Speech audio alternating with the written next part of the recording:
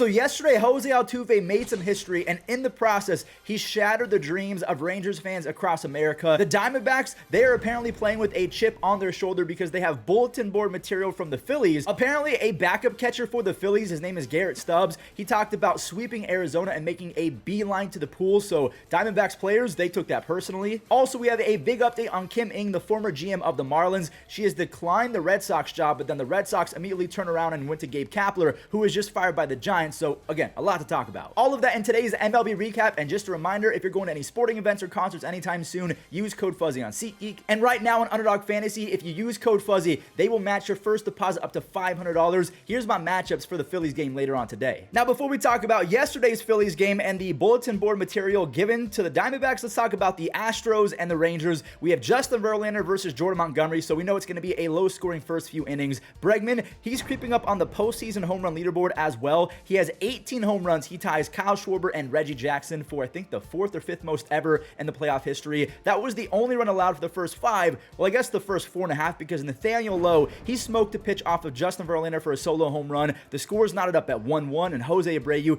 this guy has been clutch all postseason long. He puts his team up by 1 after the RBI single, and it could have been more, but Marcus Semien, he robbed Jeremy Pena of what could have been at least a 2-run single, and yeah, that's a fat yikes if you're an Astros fan. JV, he missed his pitch because it had too much spin. It kind of ran inside an Adolis. He found a barrel. Adolis then spiked his bat. This guy is so cool. Now, staying with Adolis Garcia, the human cheat code Brian Abreu, he was ejected, and it's weird because I don't know if this was intentional. This guy has given up like 1 run over the last few months or something crazy like that. He has been almost unstoppable, so for him to hit Adolis Garcia, do you guys think that the Astros were sending a message, or do you think that it was just a mispitch? I mean, either way, Adolis was ejected, and same with the manager of the Astros, Dusty Baker. Regardless, the Rangers are still up by 2. It's 4-2 when Jose Altuve, he stepped up with a chance to do it again, and of course, he got the job done. Now, listen, whether you like Jose Altuve or you absolutely hate him, you can't stand him, he is one of the most clutch hitters we have ever seen in the game of baseball. He now has 26 postseason home runs. He has 11 home runs in the ALCS, and in my opinion, that Adolis Garcia hit by pitch, I mean, it wasted so much time for Jose Leclerc, so it really iced him, and I think that that's what really did him in. So Texas, they tried to rally in the 9th inning, but Presley, he just doesn't give up any runs in the month of October. Let me go and knock on wood. He had to come in and cover for Brian Abreu. He tossed 2 shutout frames. Semien, he was robbed. I mean, he's having a terrible postseason. He can't get lucky at all. The rookie Kessinger, he made that grab. Ryan Presley has given up exactly 1 run since the 2020 ALCS. He has been untouchable.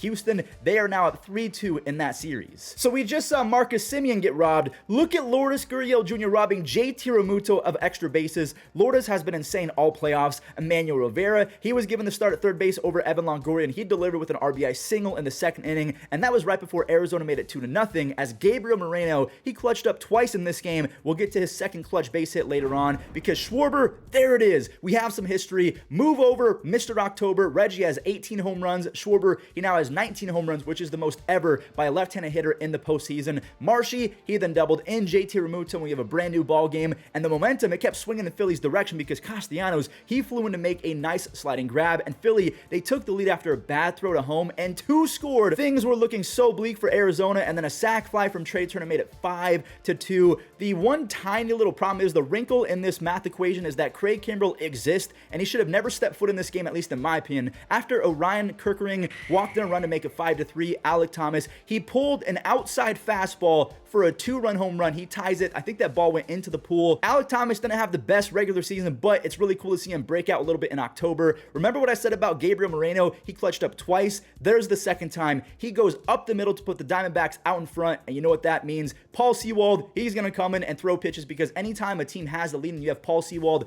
on your squad, he's going to be pitching in the 9th inning. Now, aside from a Kyle Schwarber double, Paul Sewald was nails again. He has 5 saves this postseason after getting every single out yesterday via the strikeout. Now, after this game, Arizona manager Tony Lavello said that Phillies backup catcher Garrett Stubbs made a comment about beelining towards the pool, so I went and found the quote. Now, it wasn't exactly that. I think it was kind of taken out of context, but then again, that's what the media does. I think they take things personal.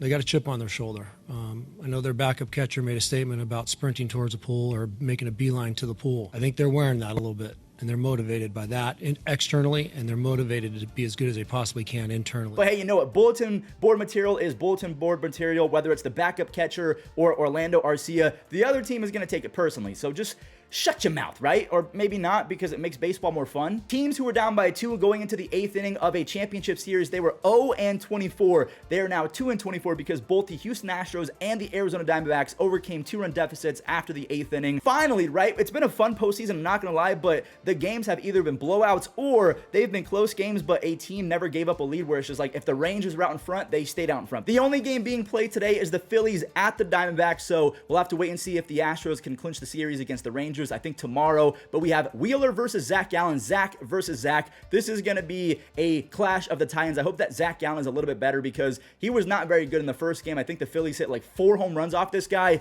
Wasn't good at all, so maybe he bounces back, and I'm hoping he does, because I want an epic matchup between him and Wheeler. Now, real quick before we end the video, let's talk about Kim Ng declining to become the GM or the president of baseball operations for the Boston Red Sox. So we all know that they fired Chaim Bloom. It's not Chaim Bloom, it is Chaim Bloom. I thought that he did a decent job, but I guess the Trevor Story contract and losing Xander Bogaerts and Mookie Betts, I guess that really did him in. But obviously they're trying to fill that spot. Kim Ng, she said, no, I'm not interested. So the Red Sox answered by interviewing the fired manager of the Giants, Gabe Kapler. So he's set to become the president of baseball operations if he does in fact get the job. So let me know, would you rather have Kim Ng? Would you rather try a newcomer in the president of baseball operations space like Gabe Kapler? Because Gabe, he's a cool guy, but I don't know about that. So in today's Immaculate Good, we have 3 new batting categories, so this is going to be fun. A 100-plus run season for the Blue Jays. I'm going to go with a sneaky pick, Vernon Wells. I'm almost positive he did that. A 30 home run season for the Blue Jays. I mean, obviously we have Vladdy, we have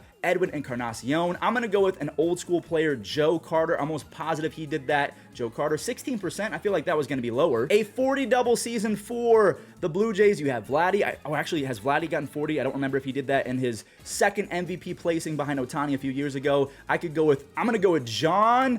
This is a name that I only know because of MLB The Show. John Olerud, 15%. Okay, you guys are baseball knowers. A 100-plus run season for the Rangers. I'm going to go Ian Kinsler, even though there's probably a few other names I could go with, but Ian Kinsler. A 30 home run season for the Rangers. I'm going to go Nelson Cruz. I could go Josh Hamilton, a few other guys. 4%. Okay, that's pretty good. A 40 double season for the Rangers. I could go with Vladdy. I'm going to go Vladimir.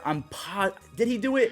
He didn't do it. I should have gone with Josh Hamilton or Michael Young. What am I doing? That's what happens when you try and get cute, but let's just keep it simple. A 100-plus run season for the Mets. We have Jose Reyes. You guys remember when he was one of the best leadoff hitters, I mean, the game has ever seen, really. A 30-plus home run season for the Mets. I'll go Carlos Delgado, one of the most underrated hitters ever. I'm surprised that he's not in the Hall of Fame. A 40 double season for the Mets or the Rangers. You know what? I'm just going to go with Josh Hamilton. I'm almost positive he had 40 back in the day. He was one of my favorite players. Okay, I thought for a second I missed it, but that was this box. But that does it for today's recap. If you watched all the way until the end, I just want to say thank you very much. You are just an awesome person. Leave a like if you enjoyed, subscribe if you're brand new, and I'll catch you in the next one.